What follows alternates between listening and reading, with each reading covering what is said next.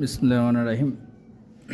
এবার 48তম বিশেষ পরীক্ষা 2025-এ এটা ত্রিভুজের সংখ্যা রিলেটেড কোশ্চেন আসছিল, যে ত্রিভুজের সংখ্যা বের করার জন্য। তো আমরা দেখি যে ত্রিভুজের সংখ্যাটা আমরা শর্টলি কিভাবে বের করতে পারি।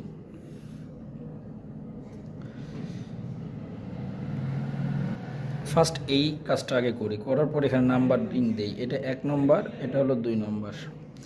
যে অবস্থায় আছে এই অবস্থায় মোট ত্রিভুজ কত? মোট ত্রিভুজ এই অবস্থায় হলো 1 + 2, তার মানে এই অবস্থায় আছে মোট 3টা ত্রিভুজ।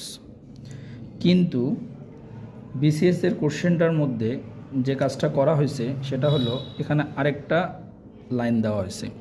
এই লাইনটা দেওয়ার কারণে 1 নম্বর ত্রিভুজটা কিন্তু 2টা পার্টে ভাগ হয়ে গেছে। তার মানে এখানে 2টা ত্রিভুজ উৎপন্ন হয়েছে, এখানে একটা, এখানে একটা।